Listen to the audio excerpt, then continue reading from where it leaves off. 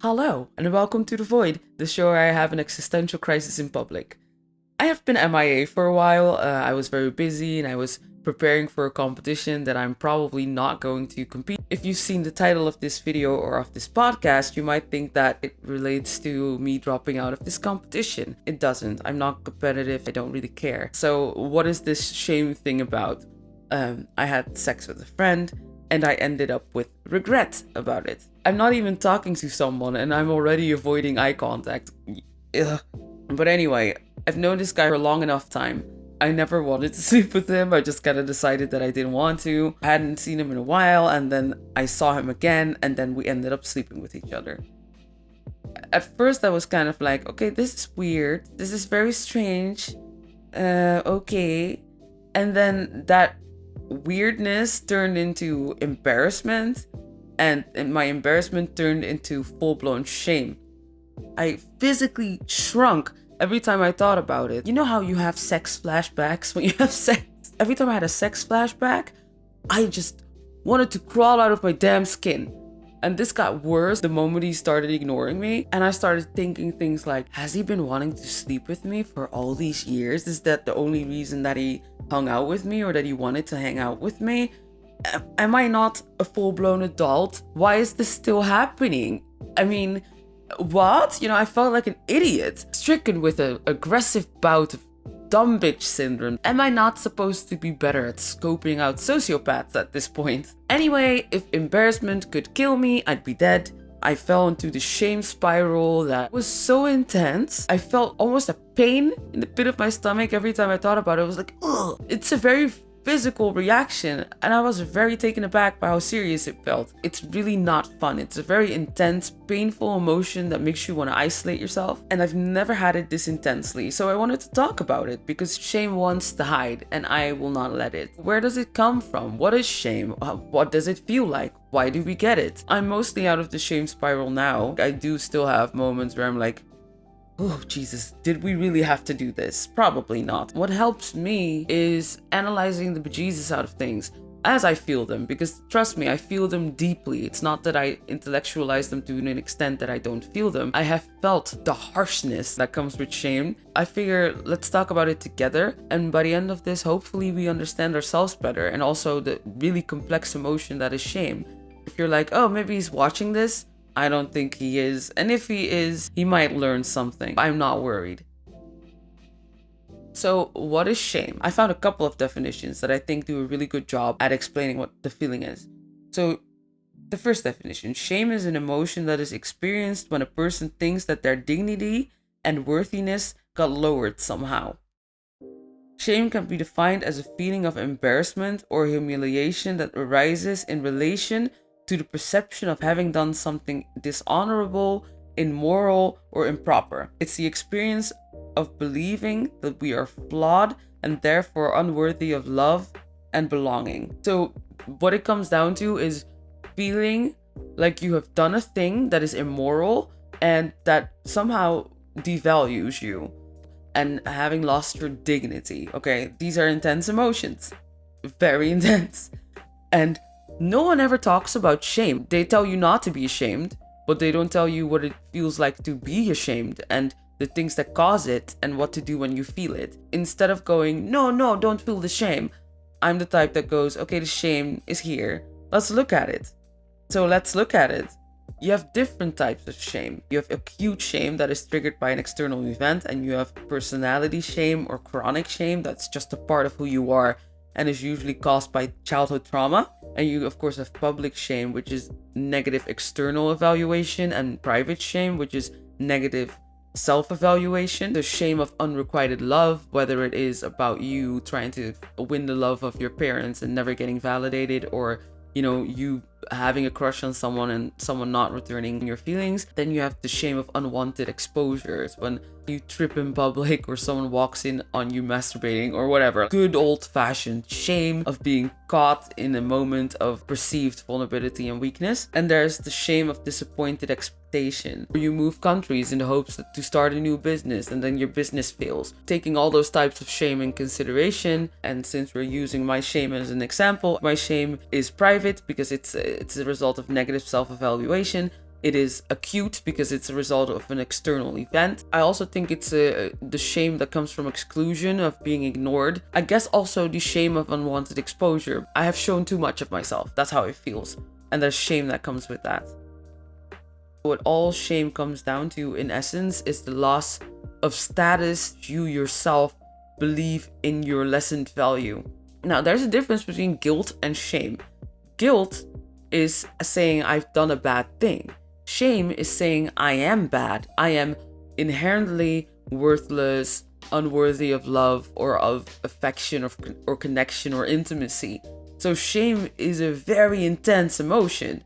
When I was in that shame spiral, your inner dialogue also changes, becomes very mean, and it's very self-directed, and it changes your behavior. You have this literal tendency to hide, to isolate. That's why I think shame drives people to stay alone with their issues, because that's kind of what the emotion does. The emotion isolates you from the group. Shame used to be thought of as a social emotion, but it's, if anything, guilt is a social emotion. Guilt drives you to change your behavior in positive ways. Shame does not. So to put a bow on it, shame is a negative emotional response to failure to live up to your own standard. And I think that's what happens when you're confronted with a version of yourself that does not reflect how you saw yourself. I turn out to be a woman who randomly sleeps with a friend for no real reason. That's where the shame comes from. Who I thought I was and who I ended up being is not the same. And again, when you're listening to this, don't go, yeah, oh my God, it's not bad what you did. Don't listen to the situation, but listen to the analysis.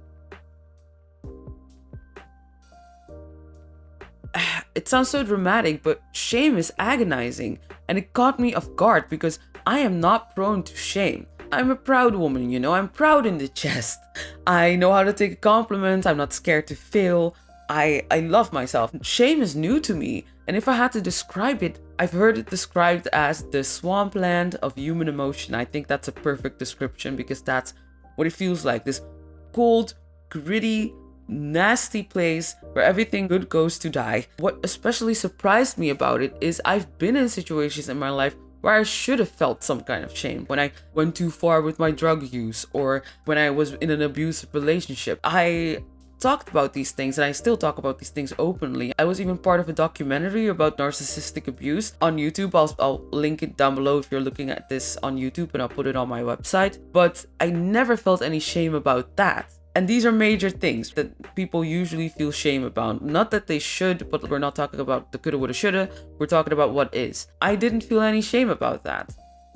So it just caught me off guard that the simple act of sleeping with a friend sent me down a shame rabbit hole I never expected. Children don't have to learn shame. They usually already feel the emotion. It's an ancient mechanism. Shame was a way for us to maintain social hierarchies, and it's a survival strategy. It's debilitating for a reason. It's an emotion that makes us stop what we're doing and isolate from the group before we damage ourselves even more. It's an emotional warning siren. So it's telling us, Mayday, Mayday, something is terribly wrong emotionally and socially. You need to isolate, you need to regroup and extract yourself from this situation because there is danger. Shame encourages avoidance by design. When I was in my shame spiral, I didn't want to see anyone, and I just wanted to be alone. Like, I wanted to isolate myself and cringe all day. The fact that shame makes you want to lay down and die is not a bug, it's a feature. Shame is so powerful, it can take everyone from excitement to emotional collapse in 0.3 seconds. If you think about it, if a kid sees a snake and is super excited and wants to grab the snake, if a parent goes, no! It feels embarrassing when you're really excited about something and someone you love reacts that way. But that embarrassment, that split-second reaction of a parent can stop a kid in its tracks, and the excitement turns into something else. And that is the whole point of shame, that it redirects our behavior. So at some point it was useful to us, but of course now there's less dangers in the world and social dangers don't kill us. We have less use for shame, but it's still very present, and it is still very much a physiological reaction. If you were to play scare rounds in my house and saw me wince, you could literally see when I was having a sex flashback. It does something to you physically, it makes people very self-destructive. Usually with depression, there's a bit of self-destruction there, but there's not enough energy to be extremely self-destructive most of the time. But shame drives you towards self-destructiveness. It is so present and it does not go away that I can imagine that people are looking for ways to relieve themselves from that feeling. You hardly hear people talk about their shame because they're ashamed and shame wants to hide. Because you don't hear people talking about it, you don't know what's normal and what's not normal. The wincing, the physical reaction, the wanting to hide, that's all normal. As far as all the emotions go, I think shame is the most brutal. It's a really, really intense one because it has nowhere to go. It's so self-directed, you can't escape from it. It's a bad feeling, but the emotion in itself is not necessarily a bad one. There's a lesson in shame. Instead of going, you must not feel shame, it would be more useful if we went, okay, it's there, now what? The etymological meaning of shame is to cover up, hide, to hide. I feel like shame is more often than not the symptom of having ignored something for a very long time. And I think it just plays into this very deep insecurity I didn't know I had. And that is, my mom was a horrible person and she always told me the only thing men will want from you is sex. I forgot about that, even though being ignored after sex is not new for most women. This particular event triggered that shame spiral, and I think it's because I've known him for years, and that whole realization that he has only been around for years because he wanted to sleep with me just opened that old wound. The shame comes from the fact that it implicitly validates the idea that I'm unworthy. I'm unworthy. That's what it communicates. Once I've had sex with you, your job is done. And even though I've known you for 5 years, this is all you're good for. That is the old insecurity that it picks at. An insecurity within myself that I forgot that I had. You knew how your phone worked before this, and now all of a sudden you've seen me naked and you have no idea? Of course that's horrible for your ego, right? I mean, come on. This particular situation just wounded my inner kid, which is interesting. It has nothing to do with him. It has to do with what it opened up in me, what it confronted me with. Wow, I've therapized the crap out of myself. It's important to talk about, especially in sexual context, because, you know, sex positivity is great, but I feel like it suffocates a lot of dialogue. There has to be room for sexual regret, for sexual shame even. There needs to be room to talk about it. We are only allowed to have positive feelings about it, but I feel like if you're a sexually active person with a complex emotional life, which you have, obviously, you are going to come across situations like this. You are going to come across sexual situations in which you are regretful. That is not a sign of anyone's wrongdoing, because let me make it clear, he didn't do anything wrong. He did a lot of things right. Okay? Oh, I'm so embarrassing. Now I'm embarrassing myself again.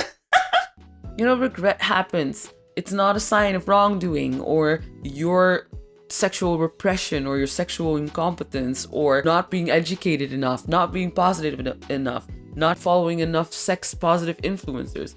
It is just a sign of being human. You are going to feel some kind of shame or some kind of regret or some kind of embarrassment regarding your sexuality, and there should be room for that without us going, no, no, no, that is wrong. Examine the feeling, and I hope that me thinking out loud inspires you to do the same, to think about a moment when you were shamed. And I know this is a hard ask, right? Because shame is a very unpleasant emotion, but I promise you, as someone who has just lived through it, if you're emotionally equipped to look at it, to really look at it while you're feeling it, it'll teach you so much about yourself. Emotions don't scare me at all. When I notice this agonizing feeling in the pit of my stomach, I'm curious about it. I want to know where it came from, what it says about the situation I've dealt with, what it can teach me about myself. I can do this from a place of self-love. So even if I notice an inner dialogue that's like, oh, you stupid noodle, like, why did you sleep with a friend? You're so dumb. You didn't have to sleep with him. And every time I look at where we slept together, I'm like, no, you douche. Why did you do that? But I can listen to that inner dialogue. I can just kind of observe it and be like, I normally am so nice to myself and now I'm not. interesting how a situation like that can kind of make me go really hard and cold on myself. If you look at something and allow it to exist, it becomes more spacious, and in that space that forms around it just because you're observing it, you can look at it and go, oh, interesting. I wonder where this comes from. What might have triggered this really negative self-talk? I only slept with him. Like, what? That's not that big a deal. Why is this particular instance so shameful? And that's where growth happens. If you can sit with uncomfortable emotions long enough, they will teach you something. And this taught me a lot. It is a good sign in my growth and in my learning to connect with people, because to feel shame, you have to care about what people think of you. And that is something I've never had before. I only cared about how I felt about me. I was very much an island. So even though I might have wasted this regard on someone who just does not understand the beauty of a dog meme. If you ignore me after sex, fine. But ignore me after I send you a beautiful dog meme? How dare you? Who raised you? That is the most offensive thing of all. But anyway, I think it's a sign of me finally connecting to people. I might connect to the wrong ones, but it's a sign that I am opening up more. And that comes at a price, right? Nothing ventured, nothing gained. Why do I do this? Not because I want the entire world to know about my issues, but my philosophy is there's no such thing as an autonomous thought or feeling. Everything you think or feel has already been thought or felt before. There's nothing special about my experience. So why not share it, you know? If it makes life easier on all of us, then why not? It's already hard enough. Let's not make it harder. Let's talk about things that matter in a way that is productive and makes sense, and not in like this very Instagram-y, sensationalistic way. Let's talk about things that matter in ways that matter.